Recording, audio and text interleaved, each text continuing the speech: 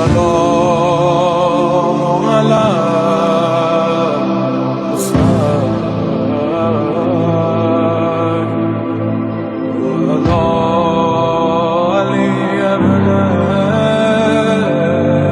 بسم الله الرحمن الرحيم الحمد لله رب العالمين الحمد لله كما هو أهله الصلاة والسلام على سيد المرسلين وخاتم النبيين أبي القاسم محمد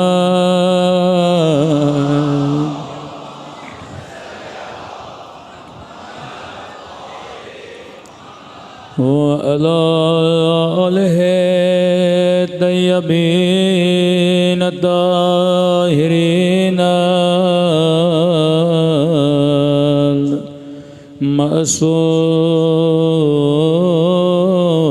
المعصومين सब मिल के दुआ इमाम ज़मान अल्लाहुम्म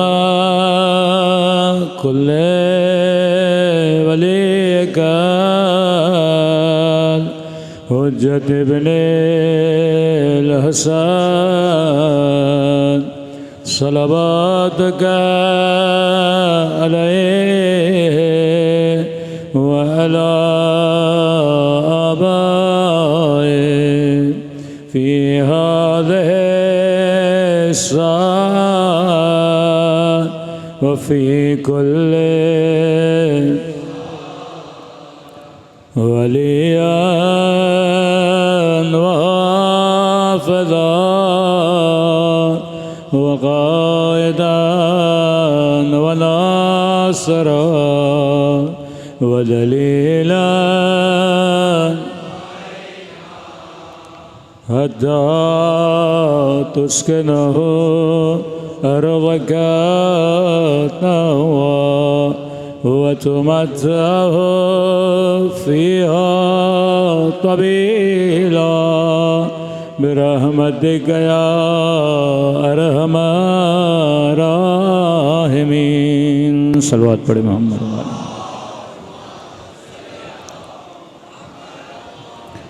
बिस्मिल्लाहिर्रहमानिर्रहीम रब्बि इश्रह ली सदरी व यस्सिर ली अमरी वहलुल उक़दतम मिन लिसानी यफ़क़हू क़ौली अम्मा बअद फ़क़द क़ाल सुब्हानहू व तआला फ़ी मुहकम किताबिह बिस्मिल्लाहिर्रहमानिर्रहीम वल अस्र इन्नल इंसाना लफ़ी खुस्र इल्लल लज़ीना आमनू व अमिलुस सालिहात सल्लल्लाहु अलैहि मुहम्मद व आले मुहम्मद।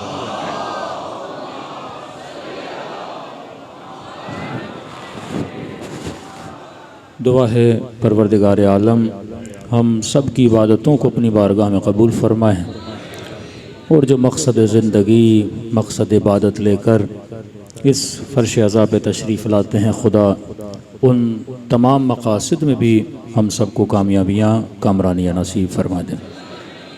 मुसलसल आपकी खिदमत में अर्ज़ कर रहे हैं कि ये मकतब जिसे मकतबे शियाए इस्ना अशर बोला जाता है कि 12 इमामी।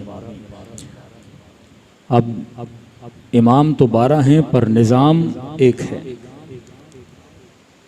कि जब इमाम हसन ने सुलह की तो लोग इमाम हुसैन के पास गए कि आप क़याम करिए हम आपका साथ देंगे।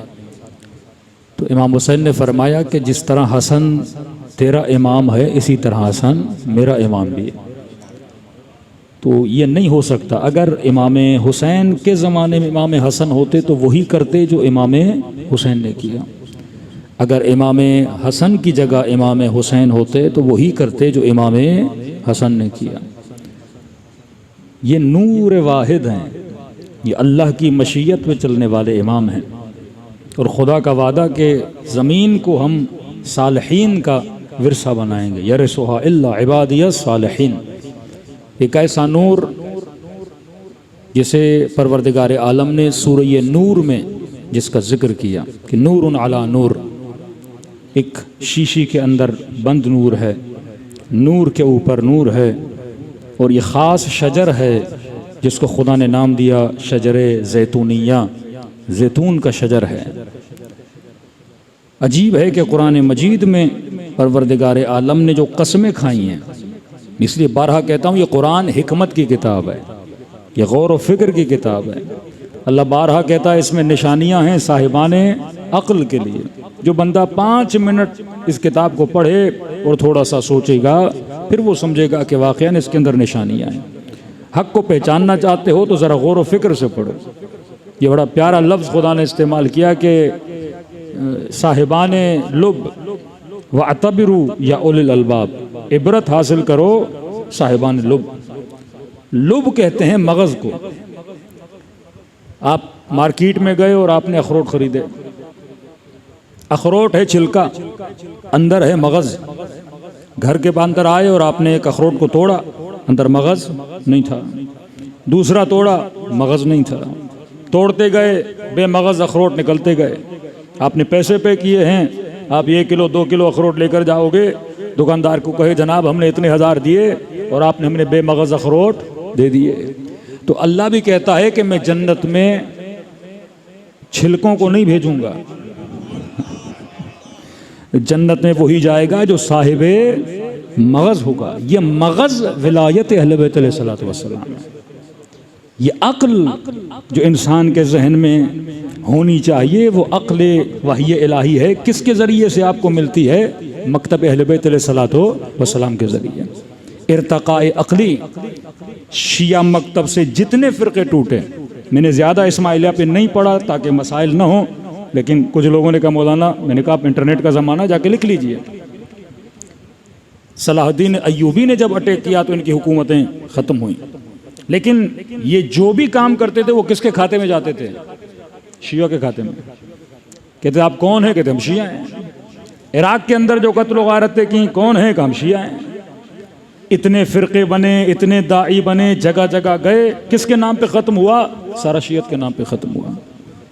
नस्लों के अंदर बच्चे पैदा होते थे, इनके दाई मुबल्लिग आते थे, बच्चों के अकायद को चुरा के लेकर चले जाते थे। इन्होंने नेटवर्क ऑफ अहलुल बैत से बहुत फ़ायदा लिया। वो नेटवर्क जिसके अंदर निज़ाम खुम्स था, लेकिन ये बड़े मुनज़्ज़म तरीक़े से चले। मासूम फरमाते हैं अगर गलत आदमी भी बड़े तरीक़े से चल रहा है, उसके काम की भी क्या किया करो? तारीफ़ किया करो। जो नज़्म, जो ज़ब्त इनके अंदर मौजूद था और आज तक मौजूद है। हमारे यहाँ एक साले मुज्तहिद की इताअत कोई नहीं करता। पता भी है नमाजी है, नमाज शब पढ़ने वाला है, ज़िंदगी में कभी झूठ नहीं बोला। लोग 10 बातें करते हैं, जनाब हम इसकी इताअत क्यों करें? और वहाँ पे जिनको इमाम बनाया जाता है, पूरी दुनिया को पता है कि कोई शराब भी पीता है, कोई फासिक भी है, पता नहीं क्या है क्या नहीं है, लेकिन इताअत आपको नज़र आती है। तो खुदा कहते हैं हमने इताअत में बरकत रखी है, हमने लीडरशिप के अंदर बरकत रखी है। वो घर चाहे फासिक का हो, चाहे जालिम का हो, किसी का घर भी हो, लेकिन अगर उसके अंदर लीडरशिप है और उसके घर के अंदर रहने वालों के अंदर इताअत है, इस घर को कोई शिकस्त नहीं दे सकता। एक घर के अंदर 5 भाई है पर यूनाइटेड हैं, सारे मोहल्ले वाले डरेंगे, जनाब एक को कहोगे तो 4 और भी आपकी जान को पड़ जाएंगे। जिसके अंदर यूनिटी हो, जिसको के अंदर इत्तेहाद हो, आप मुख्तलिफ अक़वाम को तोड़ सकते हो अगर उनके अंदर लीडरशिपों की इताअत ना हो। आपके सामने मिसाल है, मिस्र की मिसाल है, ट्यूनिस की मिसाल है, लीबी की मिसाल है। इतना मजबूत मुल्क लीबी, आज जाके देखिए लीबी का हाल क्या हुआ। क्योंकि हदफ ये था कि पूरे मिडल ईस्ट के हालात को ख़राब किया जाए, क्योंकि दुनिया का 70% रिसोर्सेज, पूरे वर्ल्ड के 70% रिसोर्सेज आपके मिडल ईस्ट के अंदर हैं। वो पेट्रोल की सूरत में, वो गैस की सूरत में, वो मादनियात की सूरत में यहीं पर मौजूद है। अब अगर मुसलमान मजबूत हो गया तो वो वेस्टर्न वर्ल्ड का मुकाबला कर सकता है। इस मुसलमान को आपस में लड़ाओ, कभी दाइश को बना के। अब जाहिर है वहाबी अगर किसी शिया को मारता है या दाइश किसी शिया को मारता है तो दोनों मुसलमान ना, तो उनका फ़ायदा है। और जब आपस में लड़ेंगे तो असलहा किन से लेंगे? उन्हीं से असलहा लेंगे। और जब मुल्कों के हालात ख़राब होंगे तो यहाँ की मादनियात कौन लेकर जाएगा? वो लेकर जाएगा। इसी पाकिस्तान में, बलूचिस्तान में मिलियंस बल्कि बिलियंस ऑफ डॉलर का सोना, यहाँ पे गोल्ड, यहाँ पे कोयला, सब कुछ है। आप जाके देखिए कंपनियां कौन सी यहाँ पे आ रही हैं। ऑस्ट्रेलियन कंपनियां हैं, अमेरिकन कंपनियां हैं। अभी हम उनकी मिन्नतें कर रहे हैं कि जनाब हमारे पास इतने रिसोर्सेज हैं, आप आइए इन्वेस्ट करिए, पैसा लेकर चले जाइए। चाइनीज़ कंपनियां यहाँ पे आ रही हैं। पूरे अफ्रीका के हालात को बिगाड़ा गया। आज अफ्रीका किन के हाथ में है? चाइनीज़ के हाथ में है। पहले फ्रेंच के हाथ में था, पोर्चुगीज़ के हाथ में था, मुख्तलिफ इटालियंस के हाथ में था। सारे मुल्कों के रिसोर्सेज को ये चोरी करते हैं और अपनी कौमों पर लगाते हैं। और यहाँ की कौमों की सकाफत को, यहाँ के कौमों के मकातिब को, यहाँ की कौमों में तफरका फैलाते हैं ताकि मुसलमान मुसलमान से लड़े और इनकी नस्लें पनप न पाएं। अब इन सारे फितनों से अगर किसी ने मकतबे अहले बैत को बचाया, वो फ़िक्र अहले बैत अलैहिस्सलातु वस्सलाम थी, वो नेटवर्क था अहले बैत अलैहिस्सलाम का था। अब आप फर्श अज़ा पे जमा होते किसकी बरकत है? इमाम हुसैन की बरकत है। दुश्मन पूरा साल मेहनत करता है, लेकिन ये 10 दिन इमाम हुसैन आपको अपने दरवाजे पे बुलाते हैं, आपकी फ़िक्रों की निजासतों को हटाते हैं और फ़िक्र को फ़िक्र हुसैनी बना के जवान को बाहर भेजते हैं। सलवात पढ़े मोहम्मद व आले मोहम्मद।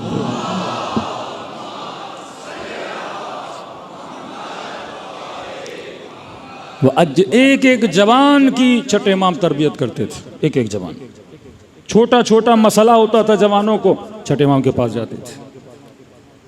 बिल्कुल जुज़ी मसाइल। जैसे एक जवान गया इमाम के पास, मौला जवान हूँ, शादी की ज़रूरत है, किसी खातून को देखा है, पसंद आ गई हैं, बताइए क्या करूँ? हाँ। कभी कभी दिल गिरफ्तार हो जाता है इंसान का। तो ये रुजू बे मासूम के, मासूम की तरफ जाओ अपने मसाइल को लेकर। इमाम ने फरमाया जब किसी चीज़ पे निगाह पड़े, वो गाड़ी हो, वो घर हो, वो इंसान हो, अच्छा लगे, रुजू अल्लाह की तरफ करो और ये दुआ करो, अल्लाहुम्मा आतिनी मिन फज़लिक, ऐ खुदा अपने फजल व करम से मुझे क्या कर, अता कर। कई लोगों को आज के ज़माने में मसाइल होते हैं तो हम कहते हैं भाई मसला हल हो जाएगा। हज़रत मूसा के लिए अल्लाह ने समंदर को ज़मीन में बदल दिया, इब्राहीम के लिए आग को गोल गोल, तो पुरानी बातें हैं। तो हमने कहा जो खुदा 10,000 साल पहले था वो खुदा आज ही है, खुदा नहीं बदला, खुदा वही है। न खुदा का पावर कम हुआ है, न एनर्जी कम हुई है। वो खुदा जो मिलियन साल पहले काम कर सकता है वो आज भी कर सकता है। मसला तुम्हारी हिम्मत में है, तुम्हारा इरादा इब्राहीम जैसा नहीं है, तुम्हारा इरादा हज़रत मूसा जैसा नहीं है।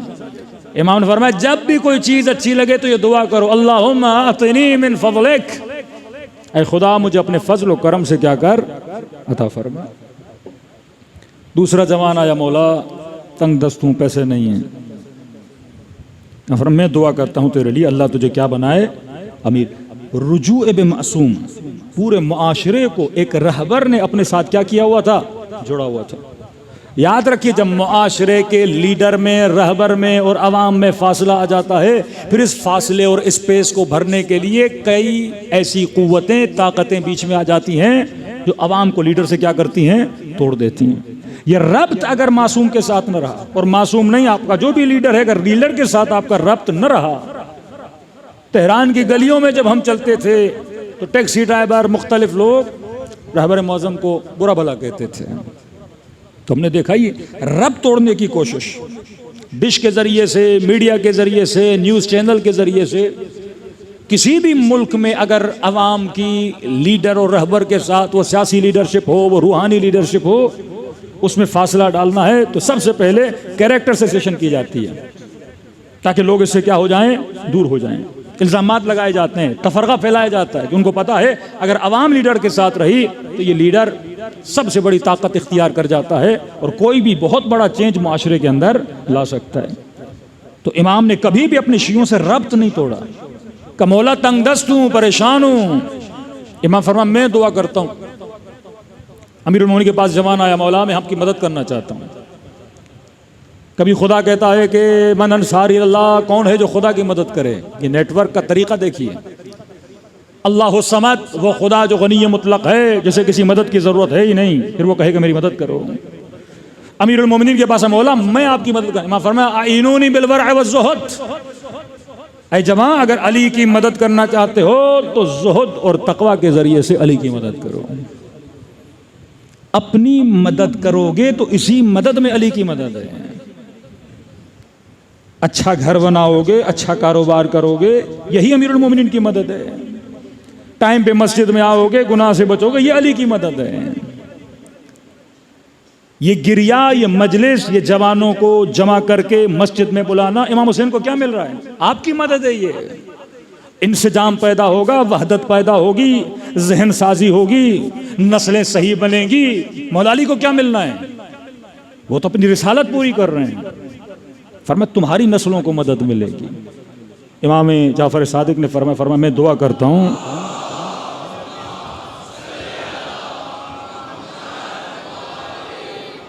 फरमाए जवाब मैं दुआ करता हूं तो अल्लाह पे भरोसा कर, वरा इख्तियार कर, मदद हो जाएगी। कि तब बस इमाम की महफिल से बाहर निकला, गली से गुजरा तो क्या देखा कि जमीन पे एक पर्स पड़ा हुआ था। पर्स उठाया, खोला, देखा कि उसके अंदर 700 दिरहम पड़े हुए हैं। इसने कहा इतनी जल्दी मदद हो गई।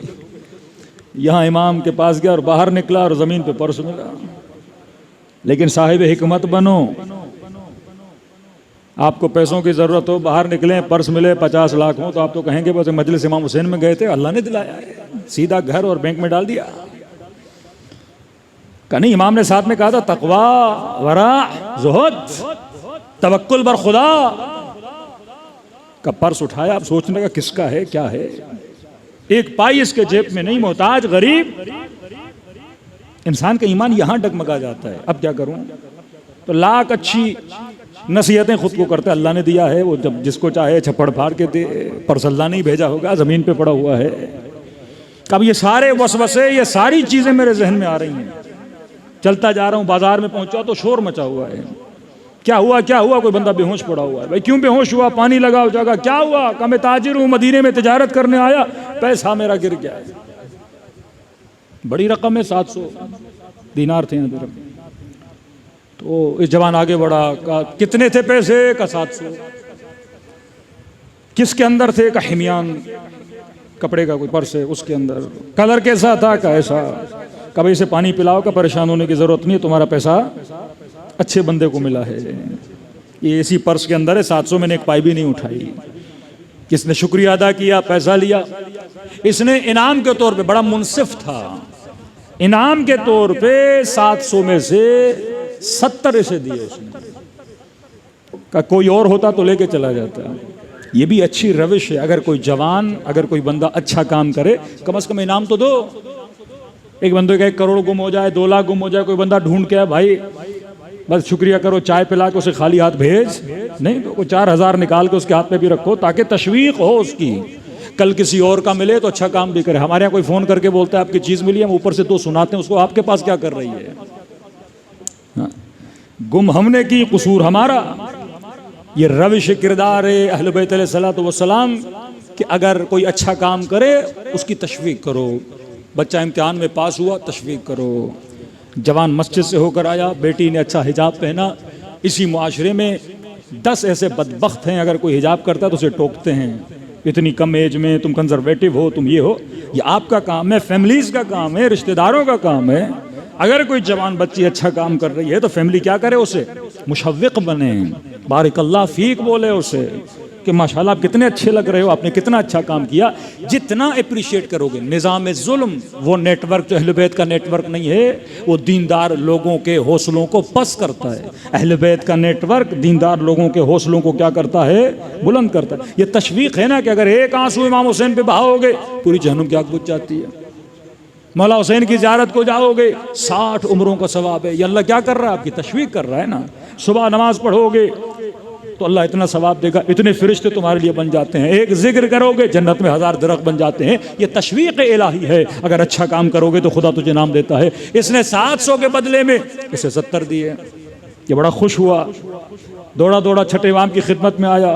इमाम ने इसके माथे का बोसा लिया, का मौला देखिए आपने दुआ की, मुझे 70 दिरहम मिल गए। तो इमाम ने कहा किस तरह का? मौला इसी तरह चीज़ मिली, मैंने वापस की, 700 वापस किए, 70 दे दिए। मौला इतने खुश हो, इमाम ने अपनी जेब में हाथ डाला, 30 दिरहम इसे और दे दिए। तो 70 की जगह इसके कितने हो गए?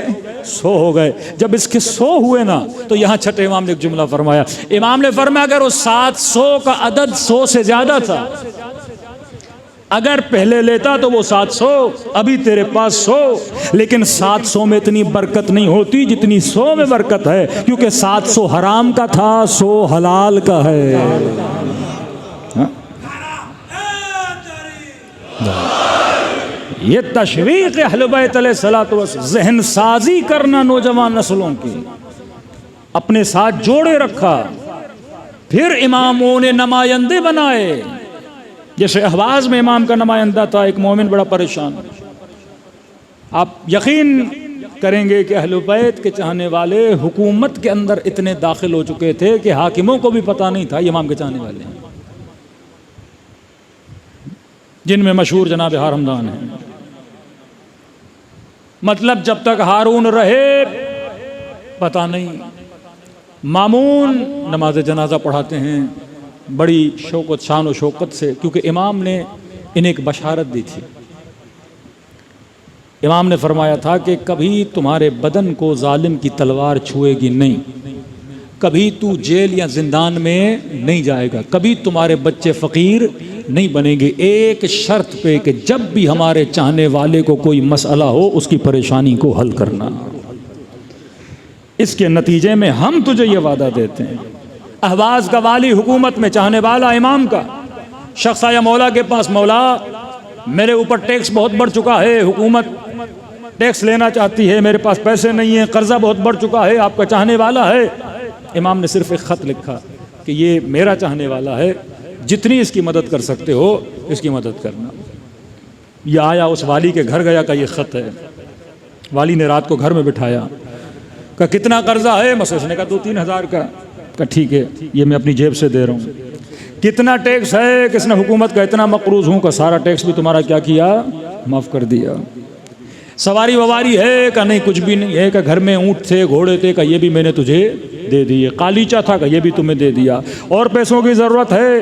वो भी उसे दे दिया। का बस एक काम करना, जब अपने मौला के पास जाना उसे इतना कहना कि मैंने तुझे इतना दिया कि तू राज़ी हो गया, और वापसी पे मौला से पूछ के आना कि वो मुझसे राज़ी हुए हैं कि नहीं हुए हैं। ये वो निज़ाम अहले बैत अलैहिस्सलातु वस्सलाम।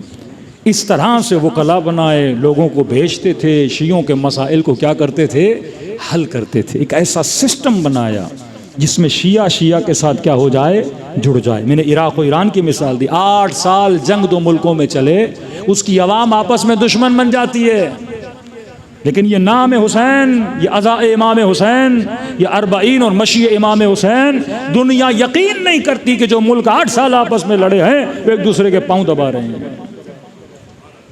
कोई किसी को पानी पिला रहा है, कोई किसी को शरबत पिला रहा है। अरबाइन पे आप जाते हो ना, सबका रंग एक होता है, नारा एक होता है।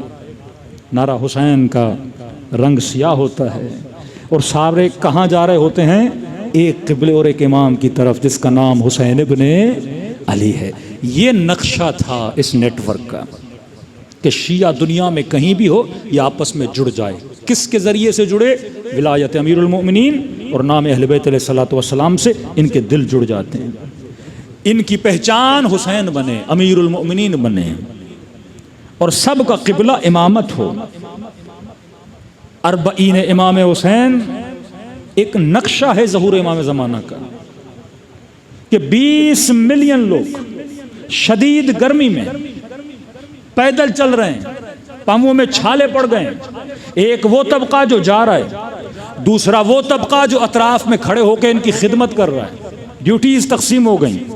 एक वो जो इमाम की तरफ जाएगा, दूसरा वो जो जाने वाले की नुसरत करेगा, उसके रास्ते के कांटे हटाएगा। अगर बीमार है तो पाँव ठीक करेगा, अगर परेशान है तो माल देगा, अगर प्यासा है तो पानी देगा। लेकिन ये सारे कहाँ जा रहे हैं? पूरा सिस्टम कहाँ जा रहा है? इमाम की तरफ। कौन? हुसैन, जो शहीद हो चुके हैं। ट्रेनिंग दी जा रही है इस नेटवर्क को कि जब तुम शहीद इमाम की तरफ इस तरह बिलब बिलब के अतश के आलम में जा रहे हो, तब तसव्वुर करो जब इमाम ज़माना ज़हूर करेंगे तो तुम्हें इसी तरह इमाम पे लब्बे कह के जाएंगे।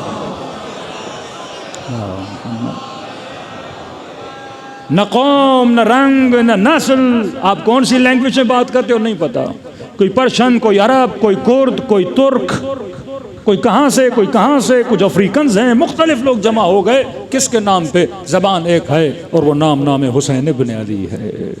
इस नाम ने लोगों को जोड़ दिया है।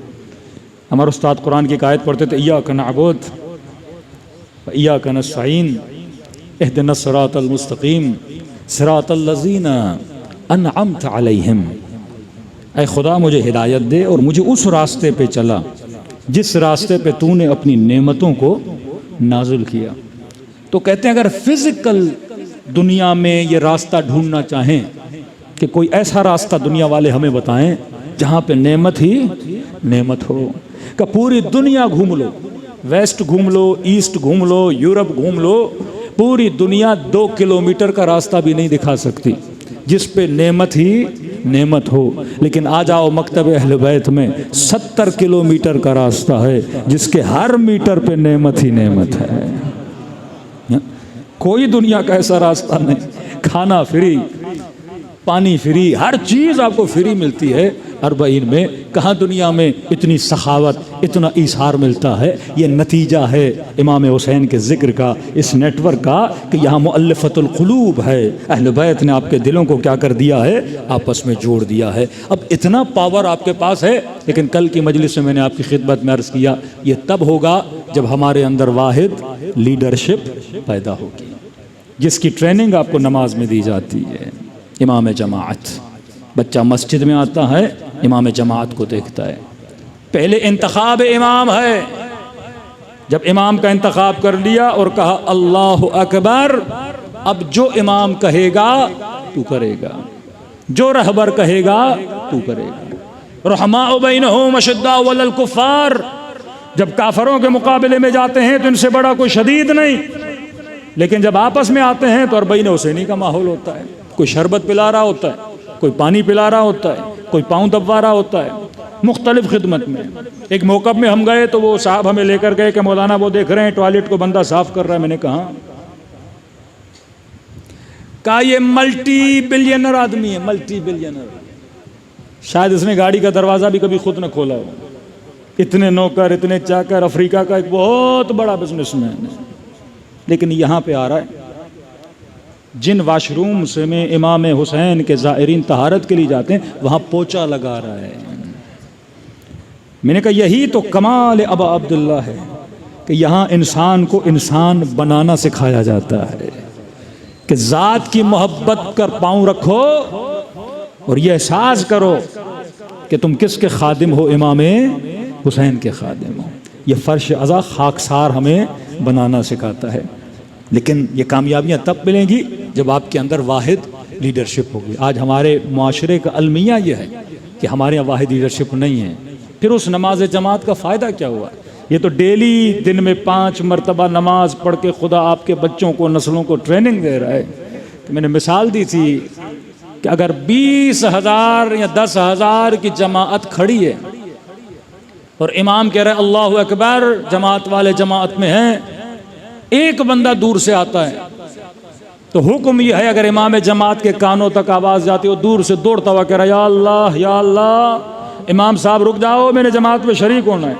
तो इस पर है कि रुकू के जिक्र को क्या करे? लंबा करे। ये ड्यूटी ऑफ रहबर है, किसी मुआशरे के रहबर की ड्यूटी है कि 20,000 को खड़ा कर देगा उस एक की वजह से, ताकि ये क्या हो जाए?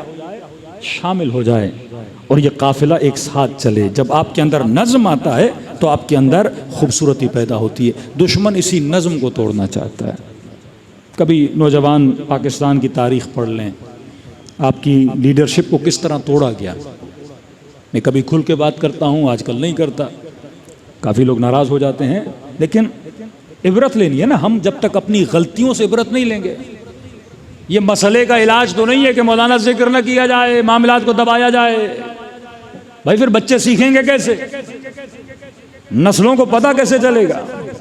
कुरान बार बार कहता है वातबिरू वातबिरू। खुदा अपने नबी पे गैरत नहीं खा रहा कि अगर हज़रत आदम ने जन्नत में फल खा लिया तो खुदा कहता है फल खाया, मैंने सज़ा भी दी, मैंने जन्नत से निकाला। भाई रब की दरबार में कोई माफ़ी नहीं है गलती की। गलती की है तो क्या करो, इबरत हासिल करो। वातबिरू या उलुल अलबाब, उम्मत गलती करेगी। इमाम हुसैन ने कहा मेरे साथ चलोगे तो शहीद हो जाओगे, मुसल्लमात में से अगर हुसैन का साथ दोगे शहीद हो जाओगे। लेकिन फरमाया अगर मेरे साथ नहीं चलोगे तो हुसैन के बाद खुश भी नहीं रहोगे। ये मत समझो कि करबला में मेरे बच्चों को शहीद किया जा रहा है, तुम्हारे बच्चे बच जाएंगे। वाक़े हर्रा में 2000 के करीब फर्जंदान असहाब रसूल को मदीने में मारा गया।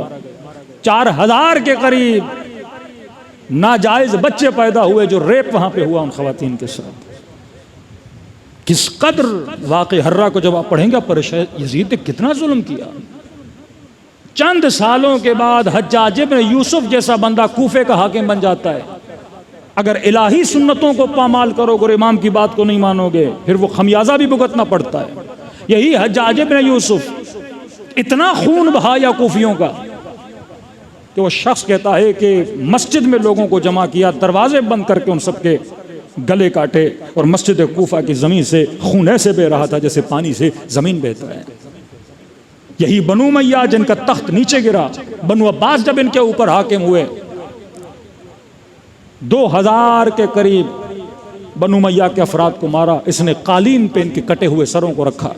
अब्दुल मलिक मरवान के जनाजे को कब्र से निकाल के इन्होंने जलाया।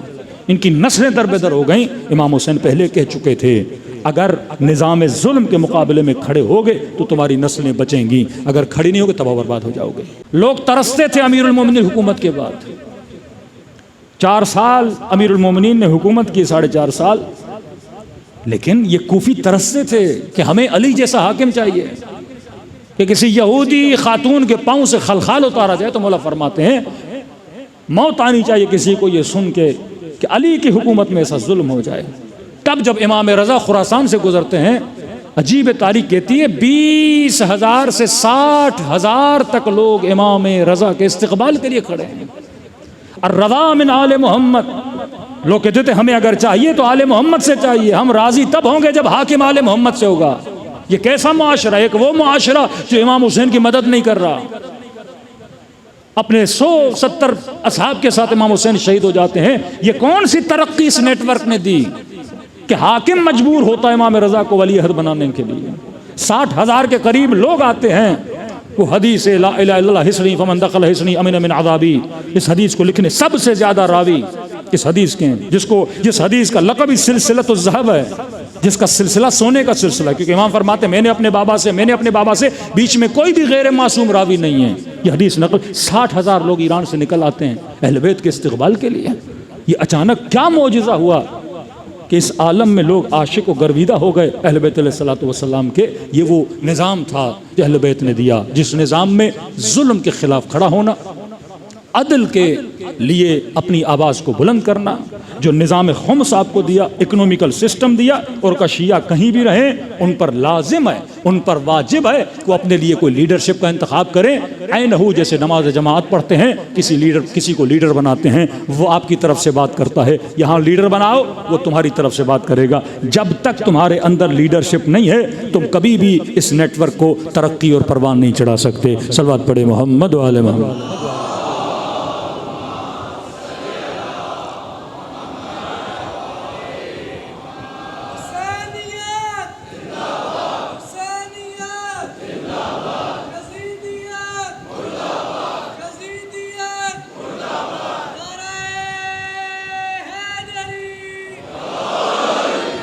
जब तक हम उस निज़ाम को, उस सिस्टम को नहीं समझते, जब तक इस नेटवर्क का हिस्सा नहीं बनते, एक फ़ुटबॉल टीम भी आप बनाते हैं, एक कैप्टन होता है।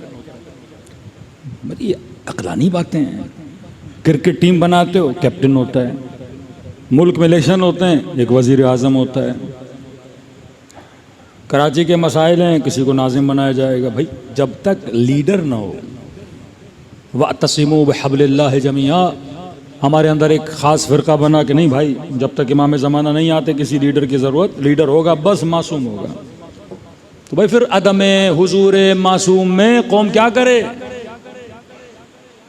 उसूलियों का, अखबारियों का, तफकीकियों का, मुख्तलिफ अकायद जब इस कौम में फैल जाते हैं, कौन गाइड करेगा कौम को? फिर हर बंदा अपनी मर्जी से कौम को लेकर चलेगा। लेकिन जब वाहिद मुनज़्ज़म लीडरशिप होती है, आपके अंदर एक निज़ाम है, मस्जिदों का निज़ाम। अब्बास टाउन में एक मस्जिद, न्यू रिजविया में मस्जिद, DHA में मस्जिद।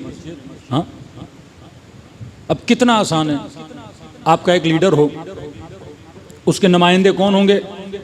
मसाजिद के इमाम जुम्मा और जमात। नेटवर्क है ना, नेटवर्किंग का शोबा जो जवान पढ़ते हैं IT में उनको पता है। रास में लीडर, ये निज़ाम विलायत है। निज़ाम विलायत इसी तरह चलता है। आप एक लीडर बनाओगे, नीचे उसके वकील हों, नुमाइंदे हों। वो कौन है? इमाम जुम्मा और जमात। हर इमाम जुम्मा और जमात के पास 400, 500, 600 नमाजी तो हैं जुम्मे में जो आते हैं। हाँ, सलात में जुम्मा फसाउला ज़िक्रिल्लाह बदरुल बै। जुम्मे की इतनी अहमियत क्यों है? जुम्मा निज़ाम विलायत का नाम है। जुम्मे में मसाइल को डिस्कस किया जाता है।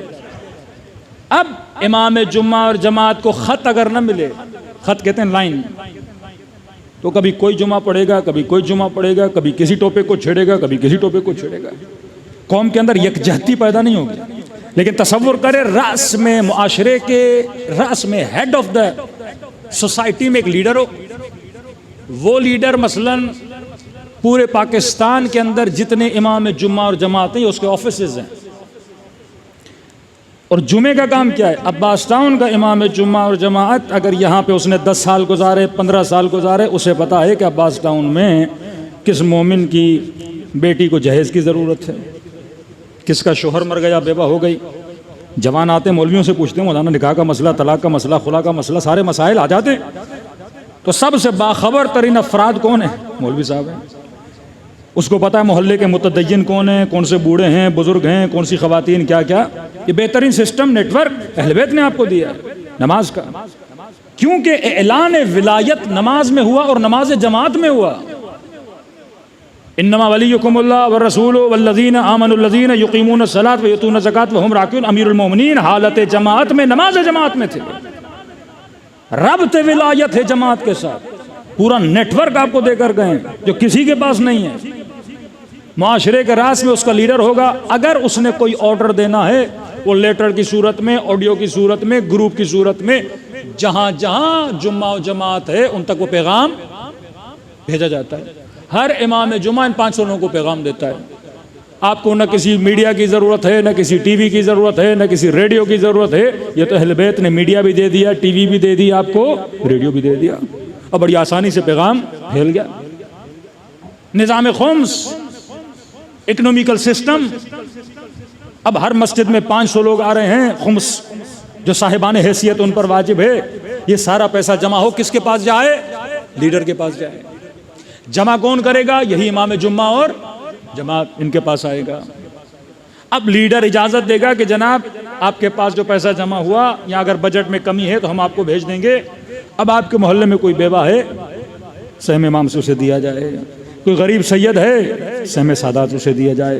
किसी को शादी का मसला है, मसला हल किया जाए। वल्लाह माशरे में कोई शिया फ़कीर रहेगा। अपनी बैंक्स बना सकते हैं, इमाम बारगाह इसके 2nd फ्लोर पे स्कूल बना सकते हैं। इन्हीं सहम इमाम से, सहम सादात से लोगों के मसाइल को हल कर सकते। पूरा इकोनॉमिकल सिस्टम आपको दिया। उसी निज़ाम खुम्स पे अगर आगा खानी अपनी सोसाइटी को हैंडल और मैनेज कर सकते हैं, हम क्यों नहीं कर सक रहे हैं? उन्होंने भी तो ये निज़ाम इमाम जाफ़र सादिक से लिया है ना, लेकिन अभी तक चला भी रहे हैं, मैनेज भी कर रहे हैं। आप क्यों नहीं कर पा रहे हो? क्योंकि हमारे अंदर लीडरशिप की कमजोरी है। मौलवी को बांटने वाला होना चाहिए, मौलवी बन गया मांगने वाला। रुजू हो ना। एक आलिम की इज्जत और एहतराम कब हो? जब लोग उससे रुजू करें। यहाँ का पेश इमाम हो, किसी की बच्ची की शादी नहीं हो रही, गुर्बत में पड़ा हुआ है, ये रुजू करता है सेठ साहब के पास। सेठों के दरवाजों पे, कोठियों पे बैठे रहते हैं कि भाई थोड़ा सा खुम्स दो, बेटी की शादी करवानी। क्योंकि सेठ निजाम से निकल गया। इसने खुम्स देना था मरकजी मस्जिद के मसलन मौलाना को, अगर वो नेटवर्क बन जाए। अब इस गरीब का रुजू किसकी तरफ हो? मौलाना की तरफ। बेवा होगा, गरीब होगा, नौकरी नहीं होगी, परेशानी होगी, मौलवी बनेगा मंबे इख्तिसाद, इसके पास एक बजट होगा। आप इस इलाके के हैं, कितने शिया हैं भाई, 1 करोड़ आपका बजट है। 1 करोड़ किसकी जेब से आएगा? तो वही तुजार हुजार हैं जो यही सिस्टम 7वें इमाम के ज़माने में था। द ऑर्गेनाइजेशन ऑफ लॉ, सबसे ज्यादा वकील बनाए 7वें इमाम ने। सारा पैसा 7वें इमाम के पास आता था। फिर इमाम ने हर शहर में अपना वकील रखा था। फिर वो वहां के शियों के मसाइल को हल करता था। बसरे का वाकया है, 2 शियों में आपस में झगड़ा हुआ 700 दिरहम की वजह से। झगड़ा था दामाद में और ससुर में। इसने अपनी बेटी दी थी, बहरहाल वो बेटी मर गई, उसका पैसा शोहर को मिला, बाप ने का पैसा मेरा है, बेटी मरी है तो मुझे भी हिस्सा दो। इनमें झगड़ा हुआ, 700 दिरहम का मकरूज बना कोई। इमाम का वकील इन दोनों में सुलह करवाता है। सुलह किस तरह करवाता है? हाँ भाई क्या मसला है? कि इतने दिरहम का मसला है। का पैसों की वजह से आपस में लड़ रहे अहल बैत के चाहने वाले? का मैं करता हूँ, अपनी जेब से तुम्हें पैसे देता हूँ, तुम्हारे मसले को हल करता हूँ। इन्होंने 700 दिरहम इनको दिए। का एक शर्त पे दे रहा हूँ कि बाहर जब यहां से निकलोगे तो अपने इख्तलाफ को लोगों के दरमियान फैलाओगे नहीं। ये बदनामी है कि लोग कहें 2 शिया पैसे की वजह से आपस में लड़ रहे हैं, पैसे की वजह से खुद को कोर्ट में जेलों में घसीट रहे हैं, पैसों की वजह से एक दूसरे पे FIRs कटवा रहे हैं। का मैं पैसे देता हूँ साहिब, ऐसे मैं पैसे देता हूँ, मसले को हल करो, बाहर निकल के एक दूसरे के खिलाफ कोई बात नहीं करना। इन्होंने वादा किया, जब निकलने वाले थे इन्हें बुलाया, का देखिए पैसे मेरे नहीं थे, जाफर सादिक के पैसे हैं। सल्लल्लाहु अलैहि वसल्लम। अपने वकीलों को मासूम ने पैसे तक दिए हुए थे कि 2 शिया आपस में लड़े। ये सहम इमाम कहाँ काम आता है? इन्हीं मसाइल में, गरीबों के मसाइल, बेवाओं के मसाइल में। अब जिस कौम के पास इतना मजबूत इकोनॉमिकल सिस्टम हो, उसमें फ़कीर नहीं होना चाहिए। जिस सहम इमाम का आधा सैयदों का हक है, उस मुआशरे में गरीब सैयद नहीं होना चाहिए। पर यहाँ हैं, बेवाएं भी हैं, राशन के लिए परेशान है, क्योंकि आप उस नेटवर्क से क्या हो गए हो? बाहर निकल गए हो। वो इलेक्शन के मसाइल हों, वो शिया मिसिंग पर्सन का मसला हो, वो जेलों का मसला हो, वो पाराचनार का मसला हो, वो बम और धमाकों का मसला हो, वो आपकी जानों और नामूस का मसला हो, वो जब ज़ियारत पे जाते हैं बॉर्डर के मसले हो, वो आपकी इज़्ज़त नफ्स का मसला हो। ये सारे मसाइल सॉल्व हो सकते हैं अगर आपके अंदर एक वाहिद लीडरशिप हो और इमाम जुमा और जमाआत को उस लीडरशिप के अंदर लाया जाए। आप सारा पैगाम फैला भी सकते हो, कौम को यकजहत भी कर सकते हो, और एक हरकत के साथ चलोगे फिर दुनिया की कोई भी ताकत आपकी इस मोशन को, आपकी इस हरकत को, आपकी इस मोटिवेशन को रोक नहीं सकती। ये निज़ाम अहले बैत था जिसके ज़रिए से वो लोगों को एक दूसरा जोड़ना चाहते थे। अब हम अहले बैत को मानते तो हैं लेकिन उस निज़ाम से बाहर निकल गए हैं। अहले बैत को मानते तो हैं लेकिन उस नेटवर्क को हमने, उसकी नेटवर्क की जड़ों को हमने मजबूत नहीं किया। सलवात पढ़े मोहम्मद व आले मोहम्मद।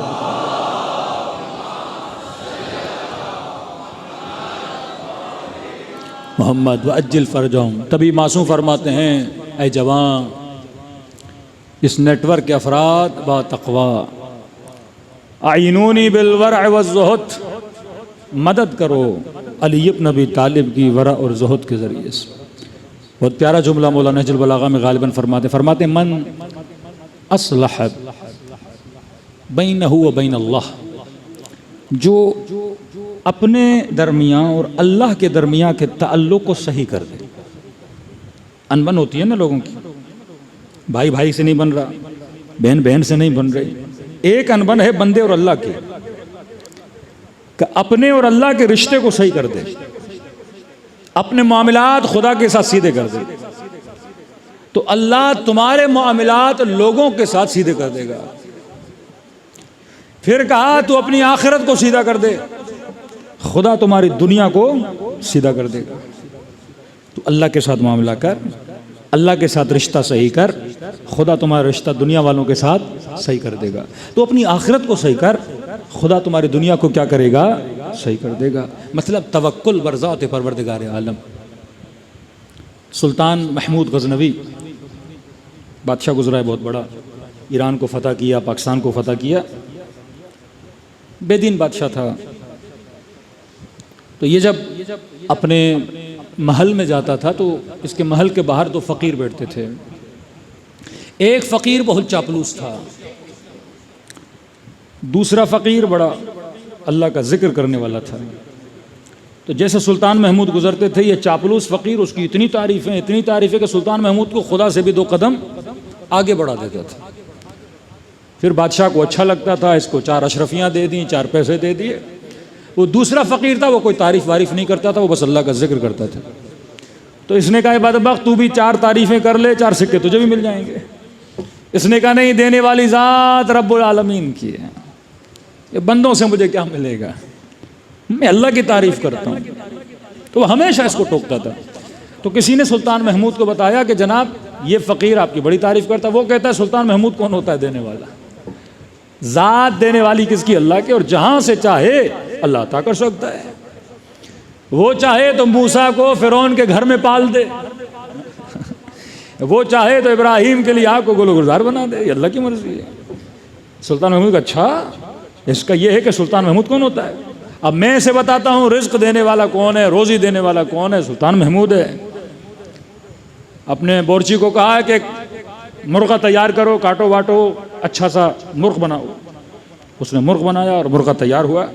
का इसके मुर्गे के अंदर 5, 6, 8, 10 अशरफियाँ सिक्के डाल दो, पैसे डाल दो, और जाकर उस चापलूस फ़कीर को दो, ताकि ये खाए और पैसे निकलें और उसको पता चले कि देने वाला कौन है, सुल्तान महमूद है। तो ये लेकर आया और उस फ़कीर को दिया। वो चापलूस बड़ा था, तो जब फ़कीर को दे के चला गया, तो इससे पहले कि फ़कीर के पास मुर्गा है, उससे पहले उसको कोई चरगा देकर गया था। फ़कीर आदमी था तो कोई और अच्छी ग़ज़ा देगा, वो खा पी के उसका पेट वेट भरा हुआ था। इसने कहा भाई मेरा आज पेट भरा हुआ है। दूसरे फ़कीर को कहा कि ये तू खा ले।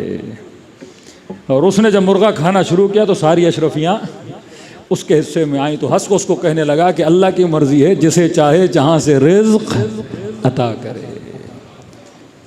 तू अल्लाह के साथ अपना मामला सही कर, खुदा तेरे मामलात को, दुनिया के अंदर जितने मसाइल हैं उन्हें खुदा खुद सही करता है। तू अल्लाह की ज़ात पे भरोसा कर, फिर खुदा देख तेरे मामलात को कैसे सीधा करता है।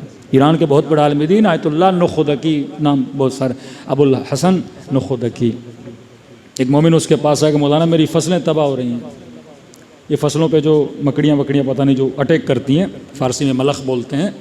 तो कहा वो सारी अटैक करके मेरी फसलों को खा गई हैं, फसल में बरकत नहीं। इन्होंने कहा शिया अली क्या फसल से ज़कात देते हो? खनी आज तक नहीं दी। कह इंश्योर कर अपनी फसलों को ज़कात से, तो आज वादा कर ज़कात देगा, बरकत के ज़िम्मेदार मैं खुद हूँ। इन्होंने कागज़ दिया, उसमें बिस्मिल्लाह लिखा कर जाकर अपनी फसलों के बीच में रख दे। कहते रखा था, अगले दिन वो सारे जो थे उन्होंने फिर फसलों पे हमला किया। लेकिन अजीब ये था कि जब वो हमला करते हैं तो वो गंदम को खाते हैं, लेकिन इन्होंने जब हमला किया तो फसल के नीचे जो गंदी फसलें हैं, जिसको आप घास बोलते हैं, उनको इन्होंने खाना शुरू कर दिया। कहते उस वक्त मैंने कहा सुभान अल्लाह, अल्लाह की मर्ज़ी है, वो चाहे तो इन्हीं छोटे छोटे हशरात से फसल को तबाह भी कर सकता है और चाहे तो फसल को बरकत भी अता कर सकता है।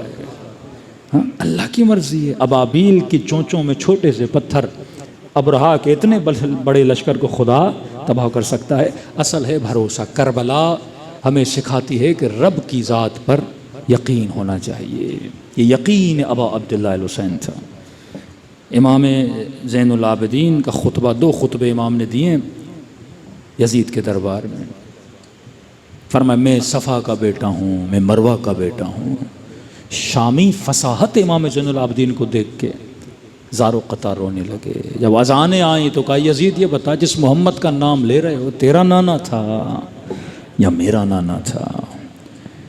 वो लहजे ज़ैनब के हाथों में रस्सियाँ, लेकिन अल्लाह की ज़ात पे यकीन इतना कि यजीद खुदा पे डाल रहा था कि ज़ैनब तेरे साथ जो किया तेरे रब ने किया। फरमाया मा रअयतु इल्ला जमीला, ज़ैनब ने खुदा से हुस्न के अलावा कुछ भी नहीं देखा। का आधी रात का वक्त था, इमाम ज़ैनुल आबिदीन की आँख खुली। क्या देखा? पुप्पी ज़ैनब बैठ के नमाज पढ़ रही हैं।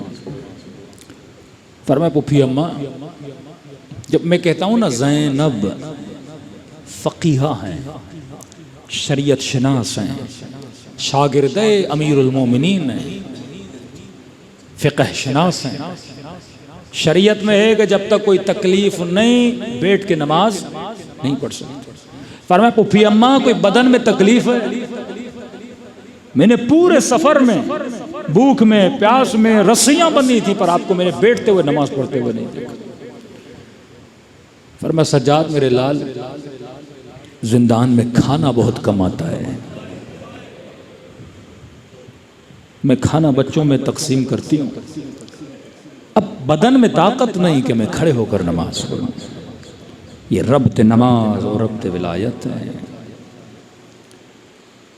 इतने ताजियाने मारे गए कि बदन पे पड़ा लिबास बदन के जख्मों से मिल चुका।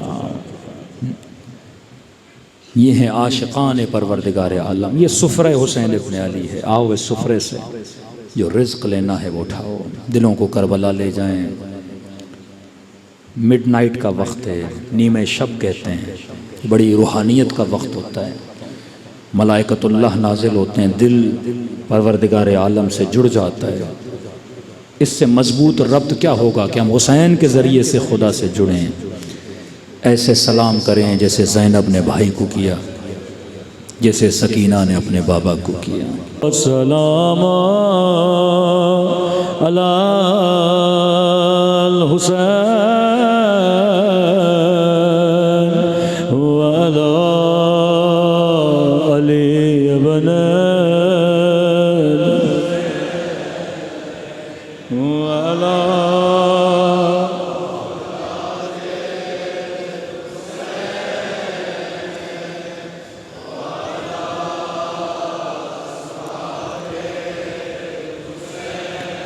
सब मिलके अस्सलाम अलल हुसैन व अला अली इब्न व अला औलाद हुसैन व अला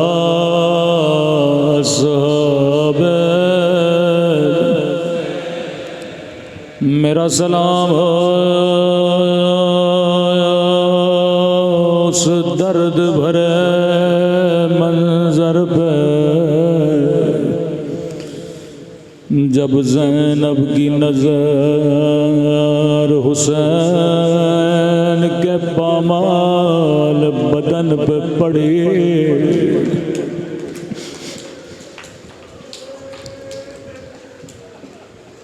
निगाहों को आसमां की तरफ बुलंद किया, फरमाया मेरे अल्लाह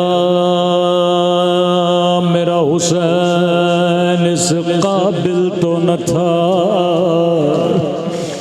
कि उसके बदन पे घोड़े दौड़ाए जाए। मेरे अल्लाह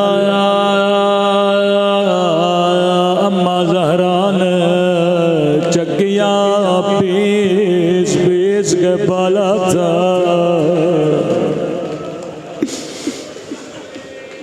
अल्लाह किसी बहन का भाई का पामाल लाशा न दिखाए। लक़ब शरीकतुल हुसैन, शरीक गम हुसैन ज़ैनब, हर बीबी को दिलासा देने वाली ज़ैनब, जलते हुए खैमों से अपनी पीठ पे बीमार इमाम को उठाने वाले ज़ैनब,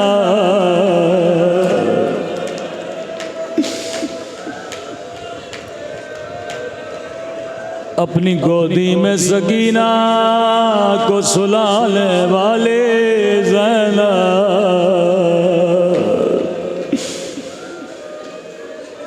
सब्र अयूब जैसा सब्र बीबी ज़ैनब का। कोई खातून कितनी भी मजबूत हो, लेकिन अपने बच्चों के लाशों को देखना, अपने बच्चों की कटी हुई गर्दन देखना। बड़े छोटे छोटे बच्चे थे सैयदा ज़ैनब के, रिवायत के जुमले हैं, जब भी कोई जनाजा खेमे में आता था, सैयदा ज़ैनब कभी माँ को करीब नहीं जाने देते थे, पहले खुद जाते थे, नोहा करते थे, मातम करते थे। इमाम हुसैन की भी आदत थी, जब भी कोई लाशा खेमे में लाए, माँ को नहीं बुलाते थे, पहले बहन ज़ैनब को बुलाते थे। जब अली असगर को लेकर आए, बहन ज़ैनब रुबाब को न बताना,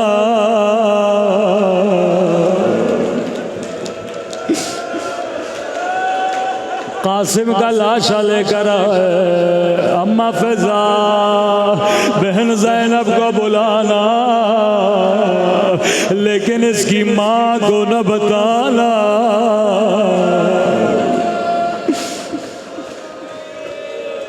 जब अकबर का लाशा उठाना चाहा, हुसैन की कमर जवाब दे गए।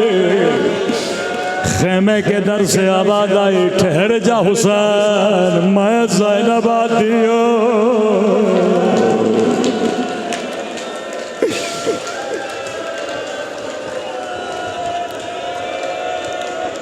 बड़ी मजलूमा बीबी है।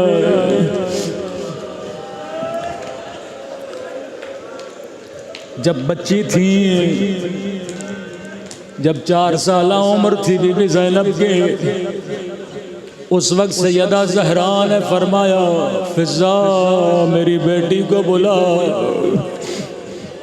बचपने में आई, माँ के साथ बैठ गई, फरमाती है क्या देखा, टूटे हुए हाथ से अम्मा ज़हरा तस्बीह पढ़ रही है। मैं शियों को कहता हूँ, जब अल्लाह से दुआ करो, इस टूटे हुए हाथ का वास्ता दिया करो, खुदा कभी दुआ रद्द नहीं करेगा।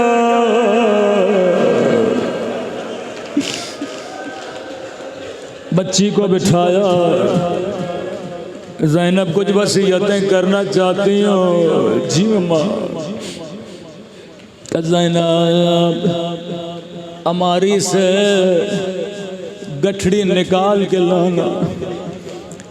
नन्हे नन्हे हाथों से गठड़ी उठाई, माँ के सामने रखी। ज़ैनब जरा गठड़ी खोलना, गठड़ी खुली। सैयदा कहती है मैंने देखा चंद कफन। पहला कफन माँ ने लिया, ज़ैनब ये ले। अम्मा ये किसका कफन है? ज़ैनब ये तेरी माँ का कफन है।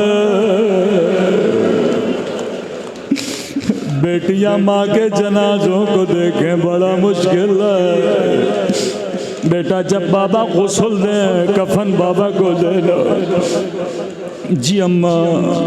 बचपन से बीबी को सब्र की तलकीन की जा रही है। फिर गठड़ी से दूसरा कफन लिया। फरमाती है मैं दिल ही दिल में दुआ कर रही थी, अल्लाह करे ये ज़ैनब का कफन हो। अम्मा ये किसका कफन है? ज़ैनब ये तेरे बाबा अली का कफन है। तेरे बाबा के सर पे ज़रबत लगेगी। कफन लिया, माँ का जाना देखूंगी, बाबा का जाना देखूंगी। फिर तीसरा कफन लिया।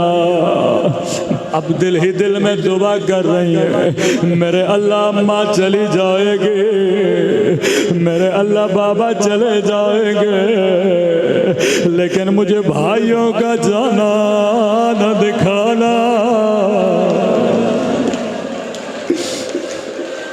अम्मा ये किसका कफन है? ज़ैनब ये मेरे हसन का कफन है। मेरे लाल को जहर दी जाएगी, जिगर के टुकड़े बाहर आएंगे। हाय मजलूमियत ज़ैनब। तीसरा कफन फरमाती हैं, अब जो गठड़ी में देखा एक कफन बाकी था।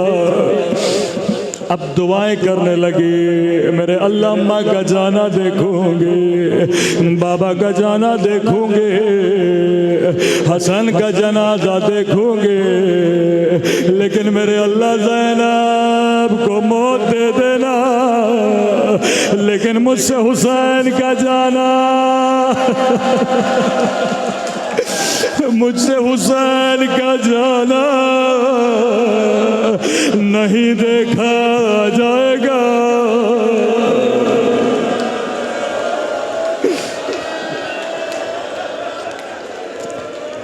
अम्मा ये चौथा कफन किसका है?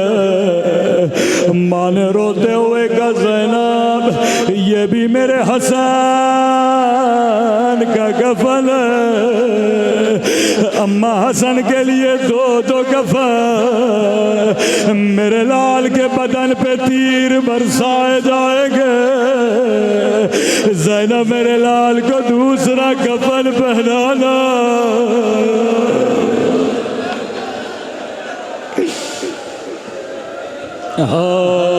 हाय गुर्बत ज़ैनब। फरमाती हैं मुसीबत की घड़ियाँ थीं, लेकिन दिल ही दिल में कहा अल्हम्दुलिल्लाह, ऐ खुदा तेरा शुक्र है अम्मा ने हुसैन का कफन नहीं दिया। इसका मतलब मैं ज़ैनब मर जाऊंगे, लेकिन हुसैन का जाना न देखूंगे।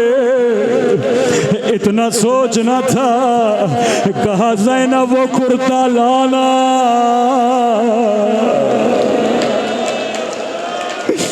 अम्मा ये किसका कुर्ता है? ज़ैनब ये मेरे हुसैन का कफन है। अम्मा हसन के लिए दो दो कफन। ज़ैनब मेरे लाल पे घोड़े दौड़ाए जाएंगे।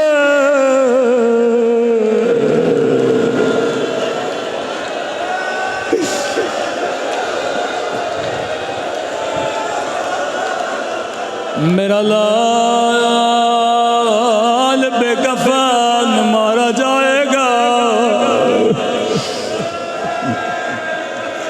हाय सब्र ज़ैनब। अकबर का लाश आया, अकबर पे गिरिया किया, कासिम के लाशे पे रोए, लेकिन फिजा कहती हैं खेमे में दो नन्हे लाश आए। अकबर पे रोने वाली कहीं नजर नहीं आई, कासिम पे रोने वाले कहीं नजर नहीं आए। खेमे में कहीं क्या देखा? ज़ैनब का सर सजदे में है, कह रही अल्हम्दुलिल्लाह, ऐ खुदा तेरा शुक्र है तूने ज़ैनब की कुर्बानी कबूल के।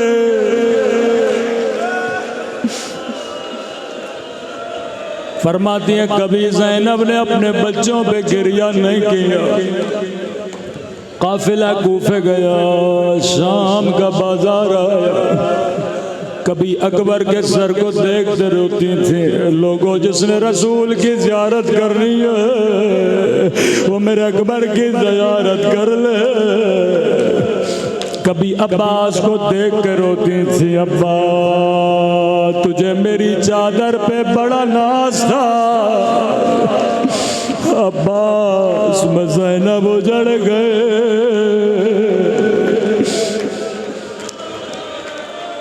कहते हैं जब रिहाई का वक्त करीब आया, जिंदान शाम में कटे हुए सर लाए गए।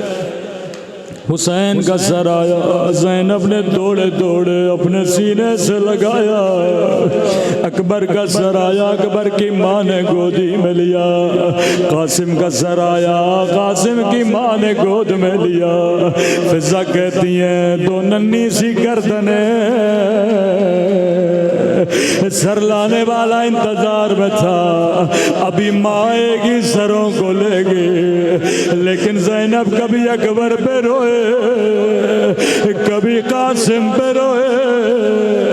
सर लाने वाले ने कहा क्या इन सरों की माँ मर गई है?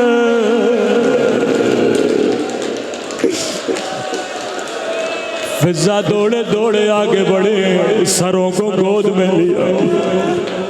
बीबी ज़ैनब की खिदमत में आई, रो के अर्ज किया, बीबी क्या बच्चों से नाराज हो? पूरे सफर में बच्चों को देखा तक नहीं। अर्ज किया अम्मा फिजा, मैं ज़ैनब हूँ, मैं अली की बेटी हूँ। ज़ैनब जो एक मर्तबा दे दे फिर वापस नहीं लेते।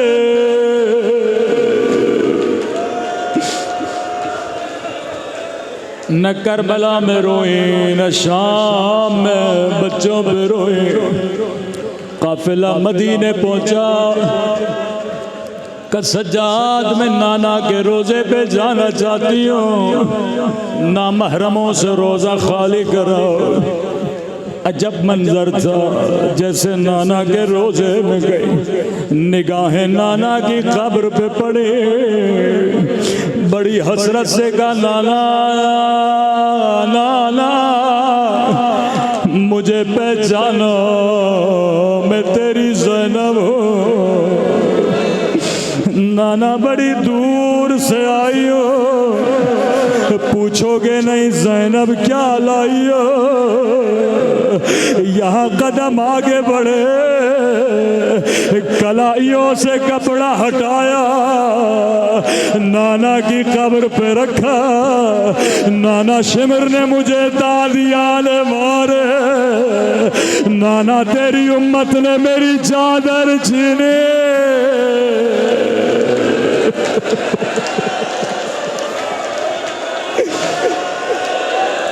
नाना मेरा हुसैन मारा गया, लेकिन नाना के रोज़े पे ज़ैनब ने बच्चों का नाम नहीं लिया। रावी कहता है रोज़े से बाहर आ, सीधा जन्नतुल बकी। माँ की कब्र पे कोई लंबे मसाइब नहीं पड़े। अल्लाह आपको टूटी हुई कब्र ज़हरा की ज़ियारत नसीब कर रहा है। रिवायत के जुमले बड़े सख्त हैं।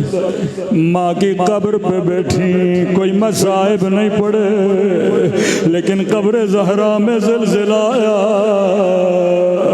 एक काम किया ज़ैनब ने, एक मर्तबा खून भरा कुर्ता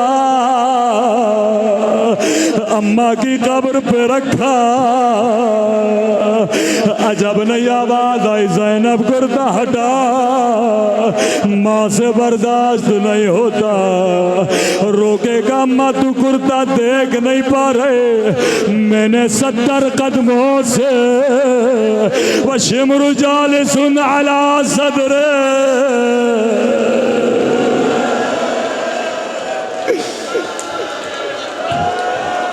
अम्मा अम्मा मैंने शिमर को हुसैन के सीने पे देखा, कानों में एक आवाज आई, किसी कनीज की आवाज आई, आकाज़ादी अब्दुल्ला बुला रहे हैं। कब्रिस्तान से उठी लड़खड़ाते हुए घर की तरफ रवाना हुए। मुझे नहीं पता क्या सोच के जा रही थे। अब्दुल्ला बाप है, पूछेगा ज़ैनब मेरे बच्चे, ज़ैनब मेरे औला मोहम्मद।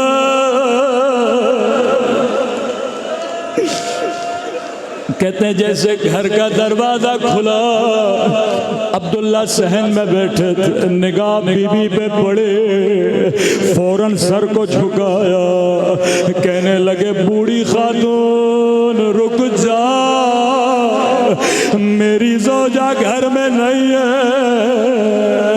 कहने लगी अब्दुल्ला तूने नहीं पहचाना, अब्दुल्ला अना ज़ैनब, ओ मेरा हुसैन मारा गया, ओ मेरा अब्बास मारा गया, ओ मेरा अली अकबर मारा गया।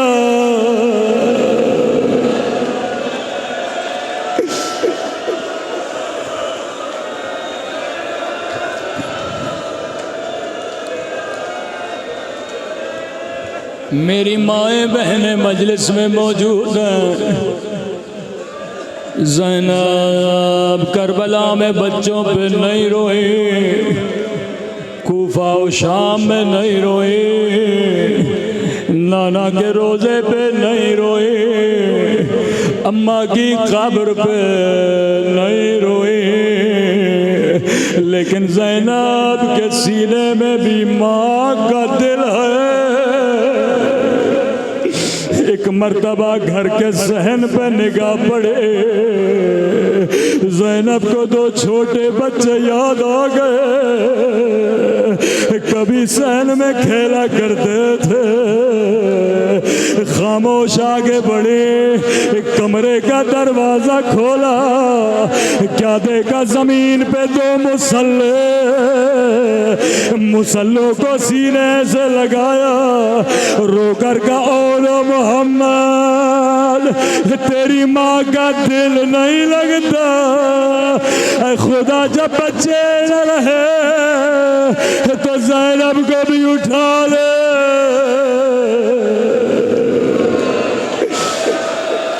अला लअनतुल्लाह अलल कौम।